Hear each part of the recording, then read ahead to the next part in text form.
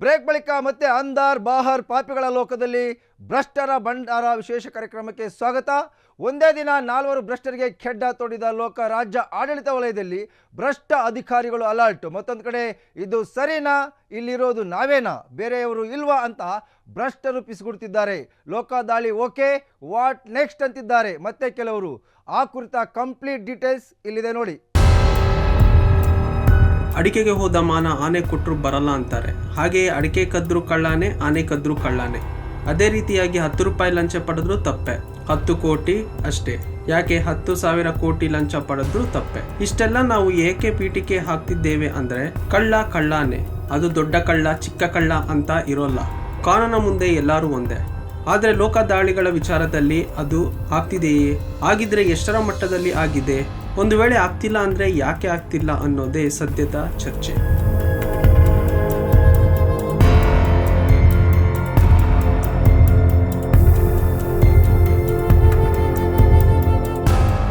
ಲೋಕಾಯುಕ್ತ ಅಧಿಕಾರಿಗಳ ಸಾಲು ದಾಳಿಗಳ ಬೆನ್ನಲ್ಲೇ ಇದೀಗ ರಾಜ್ಯದ ಆಡಳಿತ ವಲಯದಲ್ಲೊಂದು ಚರ್ಚೆ ಶುರುವಾಗಿದೆ. ನಾವು ಮಾತ್ರ ಭ್ರಷ್ಟರ, IAS IPS ಅಧಿಕಾರಿಗಳು ಸಾಚಾನ ಅಂತ ಲೋಕ ರೇಡ್ ಬೆನ್ನಲ್ಲೇ ರಾಜ್ಯ ಆಡಳಿತ ವಲಯದಲ್ಲಿ ಗುಸುಗುಸು ಪಿಸುಪಿಸು ಶುರುವಾಗಿದೆ. ಇನ್ನು IAS IPSಗಳ ಮೇಲೆ ಲೋಕಾಯುಕ್ತ ದಾಳಿ ಯಾಕಾಗಿಲ್ಲ ಎಂಬ ಚರ್ಚೆಗಳು ಸಹ ತುಟಿಗಳ ಒಳಗೆಯೇ ಜೋರಾಗಿ ನಡೆಯುತ್ತಿದೆ.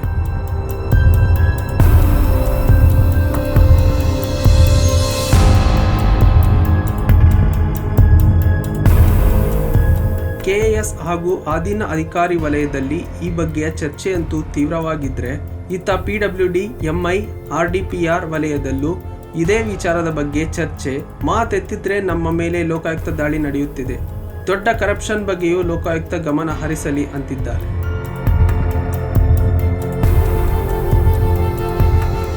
ಇನ್ನು ಈ ಹಿಂದೆ ಸುಮಾರು 2 ವರ್ಷಗಳ ಹಿಂದೆ ಬೆಂಗಳೂರು ನಗರದ ಜಿಲ್ಲಾಧಿಕಾರಿಯಾಗಿದ್ದ J. ಮಂಜುನಾಥ್ ಮೇಲೆ ಕೊರೆ ದಾಳಿ ಅಂತ ಹೇಳಲಾಗ್ತಿದೆ. ಅಂದ್ರೆ ಭ್ರಷ್ಟಾಚಾರ ತನಿಖೆ ಇಲಾಖೆ ಅಂದ್ರೆ ACB ದಾಳಿ ಮಾಡಿದ್ದು ಬಿಟ್ರೆ ಈವರೆಗೆ ಆ ಗ್ರೇಡ್ ಮಟ್ಟದ ಅಧಿಕಾರಿಗಳ ಮೇಲೆ ಎಲ್ಲೂ ದಾಳಿ ಆಗಿರೋದೇ ದಾಖಲಾಗಿಲ್ಲ ಅಥವಾ ಮುನ್ನೆಲೆಗೆ ಬಂದಿಲ್ಲ ಅಂತ ಹೇಳಲಾಗ್ತಿದೆ.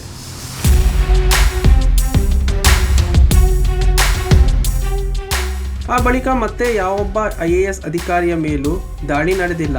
ಆದರೆ ಈ ಹಿಂದೆ ಕ್ರೀಡಾ ಪ್ರಧಾನ ಕಾರ್ಯದರ್ಶಿ ಆಗಿದ್ದ IAS ಅಧಿಕಾರಿ ಕಪಿಲ್ ಮೋಹನ್ ಅವರ ಮೇಲೆ ಲೋಕ ದಾಳಿ ನಡೆದಿತ್ತು. ಅದು ಕೂಡ CID ಎಕನಾಮಿಕ್ ವಿಂಗ್ ಹಾಗೂ IT ಅಧಿಕಾರಿಗಳ ಜಂಟಿ ದಾಳಿ ಬಳಿಕ ಸರ್ಕಾರದ ಅನುಮತಿಯಂತೆ RDPR ಅಧಿಕೃತ ಆದೇಶದಂತೆ 2015 ಸೆಪ್ಟೆಂಬರ್ನಲ್ಲಿ ಲೋಕಾಯುಕ್ತ ಅಧಿಕಾರಿಗಳು ದಾಳಿ ನಡೆಸಿದ್ರು. ಇನ್ನು ರಾಜ್ಯದಲ್ಲಿ ಲೋಕಾಯುಕ್ತ ಸಂಸ್ಥೆ ಅಂದ್ರೆ ಭ್ರಷ್ಟರು ನಿದ್ದೆಗಣ್ಣಲ್ಲೂ ಬೆಚ್ಚಿ ಬೀಳ್ತಿದ್ದ ಕಾಲವೊಂದು ಇತ್ತು. ಅದು ನ್ಯಾಯಾಧೀಶ ವೆಂಕಟಾಚಲಯ್ಯ ಅವರು ಲೋಕಾಯುಕ್ತರಾಗಿದ್ದಾಗ. ಬಳಿಕ ಬಂದಂತ ನ್ಯಾಯಾಧೀಶ ಸಂತೋಷ್ ಹೆಗಡೆ ಅವರ ಕಾಲದಲ್ಲೂ ಅದೇ ಚಾರ್ ಮುಂದುವರೆದಿತ್ತು. ಅದರ ಕಾಲಾಂತರಂತರದಲ್ಲಿ ಲೋಕಾಯುಕ್ತ ಅಧಿಕಾರವು ACBಗೆ ವರ್ಗಾಯಿಸಲಾಯಿತು. ಆದ್ದರಿಂದ ಭ್ರಷ್ಟರ ಪಾಲಿಗೆ ಸಿಂಹ ಸ್ವಪ್ನವಾಗಿದ್ದ ಲೋಕಾಯುಕ್ತ 2018ರಿಂದ 2022ರವರೆಗೆ ಹಲ್ಲು ಕಿತ್ತಿದ ಹಾವಿನಂತೆ ಇತ್ತು ಅನ್ನೋದು ಕೆಲ ರಾಜಕೀಯ ಚಿಂತಕರ ಅಭಿಪ್ರಾಯವಾಗಿದೆ.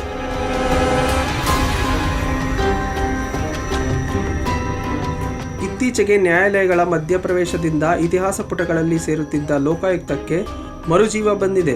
ಅಷ್ಟೇ ಅಲ್ಲ, ಭ್ರಷ್ಟರು ಮತ್ತೆ ಅಲರ್ಟ್ ಆಗಿದ್ದಾರೆ. ಲಂಚಾಸುರರು ಮೈಯೆಲ್ಲ ಕಣ್ಣು ಮಾಡಿಕೊಳ್ಳುವಂತಹ ಪರಿಸ್ಥಿತಿ ಮತ್ತೆ ನಿರ್ಮಾಣವಾಗಿದೆ ಅಂತಿದ್ದಾರೆ ಜನಸಾಮಾನ್ಯರು.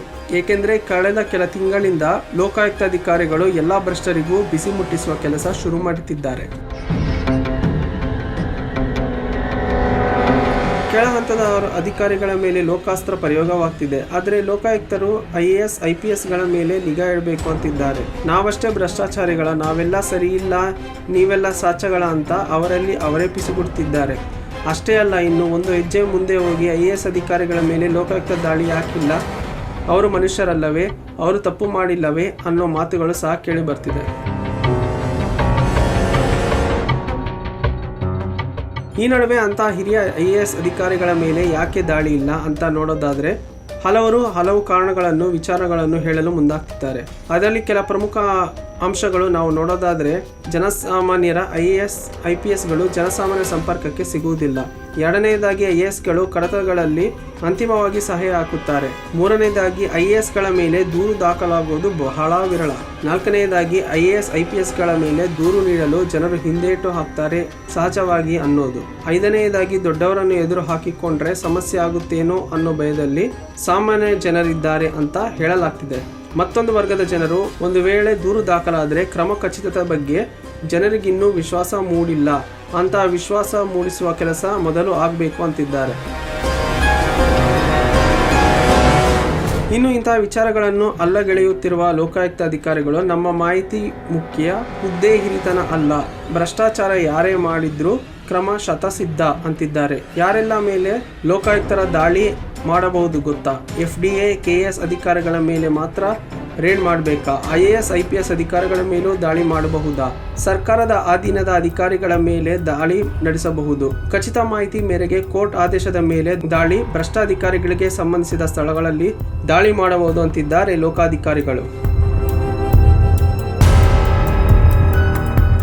ಇನ್ನು ಹಲವರಿಗೆ ಲೋಕಾಯುಕ್ತ ದಾಳಿ ಹೇಗೆ ನಡೆಯುತ್ತೆ, ಪ್ರಕ್ರಿಯೆಗಳೇನು ಅನ್ನೋದು ಬಹಳ ಜನರಿಗೆ ಈವರೆಗೂ ಒಂದಿಷ್ಟು ಗೊಂದಲ ಇದೆ. ಆ ಕೆಲವು ಗೊಂದಲಗಳನ್ನು ನಿವಾರಿಸುವ ಒಂದು ಪ್ರಯತ್ನ ಆಗ್ತಿದೆ. ಸಾಮಾನ್ಯವಾಗಿ ಲೋಕಾಯುಕ್ತ ಅಧಿಕಾರಿಗಳು ಖಚಿತ ಮಾಹಿತಿ ಮೇರೆಗೆ ದಾಳಿ ಮಾಡಿ ತದನಂತರ ಆರೋಪಿ ಅಧಿಕಾರಿಯ ಚರಾಸ್ತಿ ಸ್ಥಿರಾಸ್ತಿಗಳ ಮಾಹಿತಿ ಸಂಗ್ರಹ, ದಾಖಲೆಗಳು, ಬ್ಯಾಂಕ್ ಅಕೌಂಟ್, ನಗದು, ಚಿನ್ನಾಭರಣ, ಬೆಲೆ ಬಾಳುವ ಎಲ್ಲ ವಸ್ತುಗಳ ಮಾಹಿತಿ ಸಂಗ್ರಹಿಸುತ್ತಾರೆ. ಬಳಿಕ ದಾಳಿ ವೇಳೆ ಸಿಕ್ಕ ವಸ್ತುಗಳ ಬಗ್ಗೆ ಸ್ಥಳದಲ್ಲಿಯೇ ಪಂಚನಾಮೆ ಮಾಡಲಾಗುತ್ತೆ. ಆರೋಪಿತರ ಆಸ್ತಿಪಾಸ್ತಿಗೆ ಸಂಬಂಧಿಸಿದ ಸ್ಥಳದಲ್ಲೇ ಪಟ್ಟಿ ತಯಾರು ಮಾಡ್ತಾರೆ. ಆಸ್ತಿ ವಿವರಗಳ ಪಟ್ಟಿಗೆ ಆರೋಪಿತರ ಸಹಿ ಪಡೆಯಲಾಗುತ್ತದೆ. ಯಾವುದೇ ವಸ್ತುಗಳನ್ನು ಲೋಕಾಯುಕ್ತರು ಸೀಸ್ ಮಾಡೋದಿಲ್ಲ. ಬದಲಿಗೆ ಅಕ್ರಮ ಗಳಿಕೆ ಬಗ್ಗೆ ಮಾಹಿತಿಯಷ್ಟೇ ಸಂಗ್ರಹಿಸುತ್ತಾರೆ. ತದನಂತರ ಅಕ್ರಮ ಆಸ್ತಿ ಅಥವಾ ತಾವು ರೇಡ್ ಮಾಡಿದ ಮನೆ, ಕಚೇರಿ, ಕಾರ್ ಇತ್ಯಾದಿ ಕಡೆ ಸಿಕ್ಕ ವಸ್ತುಗಳ ಸಂಪೂರ್ಣ ಪಟ್ಟಿ ತಯಾರಿಸುತ್ತಾರೆ. ಎಷ್ಟರ ಮಟ್ಟಿಗೆ ಅಂದರೆ ಕಾಸ್ಟ್ಲಿ ಚಪ್ಪಲಿಗಳಿಂದ ಹಿಡಿದು ಮನೆಗೆ ಬಳಸಿರುವ ಟೈಲ್ಸ್, ಡೋರ್ ಇತ್ಯಾದಿ ಎಲ್ಲವೂ pin to pin details collect ಮಾಡ್ತಾರೆ.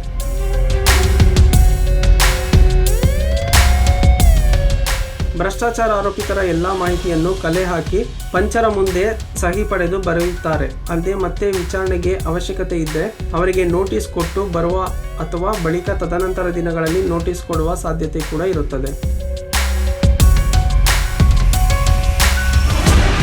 ಇನ್ನು ಮಾಹಿತಿ ಸಂಗ್ರಹಿಸಿದ ಬಳಿಕ ವಿಸ್ತೃತ ಚಾರ್ಜ್ ಶೀಟ್ ಸಿದ್ಧತೆ ಮಾಡಲಾಗುತ್ತದೆ. ಅಕ್ರಮ ಆದಾಯ ಗಳಿಕೆ ಬಗ್ಗೆ ಸಂಪೂರ್ಣ ಸಾಕ್ಷ್ಯಗಳ ಸಂಗ್ರಹ ಮಾಡಿ ನಂತರ ಎಲ್ಲ ಸಾಕ್ಷ್ಯಗಳನ್ನು ಸಂಗ್ರಹ ಮಾಡಿ ಚಾರ್ಜ್ ಶೀಟ್ ತಯಾರಿ ಮಾಡಲಾಗುತ್ತದೆ. ಚಾರ್ಜ್ ಶೀಟ್ ಸಿದ್ಧಪಡಿಸಿದ ಬಳಿಕ ಸಕ್ಷಮ ಪ್ರಾಧಿಕಾರಕ್ಕೆ ಅನುಮತಿ ಕೋರಿ ಪತ್ರ ಬರೆಯಲಾಗುತ್ತದೆ.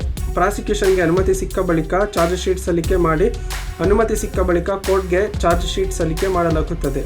ನಂತರದಲ್ಲಿ ಕೋರ್ಟ್ ಬಳಿಕ ಟ್ರಯಲ್, ವಾದ ಪ್ರತಿವಾದ, ಸಾಕ್ಷ್ಯಗಳ ಹೇಳಿಕೆ ದಾಖಲು ಮಾಡಲಾಗುತ್ತದೆ. ಆರೋಪಿಗಳ ವಿರುದ್ಧ ಕಾನೂನು ಪ್ರಕ್ರಿಯೆಗಳು ಮುಂದುವರೆಯಲಿವೆ. ಇನ್ನು ಅನೇಕ ದಾಳಿಗಳ ಮಾಹಿತಿ, ಸುದ್ದಿಗಳು, ಭ್ರಷ್ಟರಿಗೆ ಬಿಸಿ, ಡ್ರಿಲ್, ಲಾಗ್ ಇತ್ಯಾದಿಗಳನ್ನು ನಾವು ಮಾಧ್ಯಮಗಳಲ್ಲಿ ಕೇಳುತ್ತೇವೆ, ನೋಡುತ್ತಿದ್ದೇವೆ. ಆದರೆ ಕಾನೂನು ಕ್ರಮ ಎಲ್ಲಿ ನಡೆಯುತ್ತಿದೆ? ನಿಜವಾಗ್ಲೂ ಭ್ರಷ್ಟರು ಬುದ್ಧಿ ಕಲಿಯುತ್ತಿದ್ದಾರಾ? ಮತ್ತೆ ಮರುಕಳಿಸುತ್ತಾ ನ್ಯಾಯಾಧೀಶ RJ ವೆಂಕಟಾಚಲಯ ಕಾಲ? ಭ್ರಷ್ಟ ಅಧಿಕಾರಿಗಳಿಗೆ ಸಿಂಹ ಸ್ವಪ್ನವಾಗುತ್ತಾ ಲೋಕಾಯುಕ್ತ? ಮತ್ತೆ ಶುರುವಾಗುತ್ತಾ ಲೋಕಾಯುಕ್ತಕ್ಕೆ ಸುವರ್ಣ ಯುಗ? ACB ರಚನೆ ಬಳಿಕ ಚಾರ್ಮ್ ಕಳೆದುಕೊಂಡಿದ್ದ ಲೋಕಾಯುಕ್ತ ಹಲ್ಲಿಲ್ಲದ ಹಾವಿನಂತಿದ್ದ ಲೋಕಾಗೆ ಕೋರ್ಟ್ ಮರುಜೀವ ಕೊಟ್ಟಿದ್ದು ಕೆಲ ವರ್ಷಗಳಿಂದ ಸಣ್ಣ ತಿಮಿಂಗಲಗಳಿಗೆ ಮಾತ್ರ ಲೋಕ ಗಾಳ ಹಾಕ್ತಾ ಇದೆ. ನಿನ್ನೆ ಒಂದೇ ದಿನ 4 ಮಹಾನು ಕಡು ಭ್ರಷ್ಟರಿಗೆ ಮೆಗಾ ಶಾಕ್ ಕೊಟ್ಟಿದ್ದು ಕೋಟಿ ಭ್ರಷ್ಟ ಕುಳುಗಳ ಬಿಲಗಳಿಗೆ ಲೋಕಾಸ್ತ್ರ ನುಗ್ಗುತ್ತಾ ಅಂತ ಜನರು ಚರ್ಚೆ ಶುರು ಮಾಡ್ತಿದ್ದಾರೆ.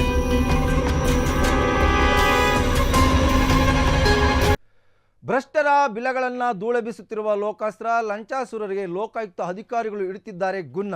ಮತ್ತೆ ಮರುಕಳಿಸುತ್ತಾ ನ್ಯಾಯಮೂರ್ತಿ RJ ವೆಂಕಟಾಚಲಯ ಕಾಲದ ಲೋಕಾಯುಕ್ತ ಇಲಾಖೆ. ಭ್ರಷ್ಟ ಅಧಿಕಾರಿಗಳಿಗೆ ಸಿಂಹ ಸ್ವಪ್ನವಾಗ್ತಾರ ಲೋಕಾಯುಕ್ತ ಅಧಿಕಾರಿಗಳು? ಭ್ರಷ್ಟಾಚಾರದ ಕಾಸು ಮುಟ್ಟುವ ಮುನ್ನ 1,000 ಬಾರಿ ಯೋಚನೆ ಮಾಡುವ ಕಾಲ ಇನ್ನು ದೂರ ಇಲ್ವಾ ಅನ್ನೋ ಮಾತು ಈಗ ಕೇಳಿ ಬರ್ತಿದ್ದು, ಆ ಮಾತುಗಳು ಸತ್ಯವಾಗಲಿ ಅನ್ನೋದು ಕೂಡ ನಮ್ಮ ಆಶಯ ಆಗಿದೆ. ಇದಾಗಿತ್ತು ಇವತ್ತಿನ ಅಂದರ್ ಬಾಹರ್ ಪಾಪಿಗಳ ಲೋಕದ ಭ್ರಷ್ಟರ ಭಂಡಾರ ವಿಶೇಷ ಕಾರ್ಯಕ್ರಮ. ನೋಡ್ತಾ ಇರಿ ಫ್ರೀಡಮ್ TV, ಇದು ಜನಸಾಮಾನ್ಯರ ಶಕ್ತಿ.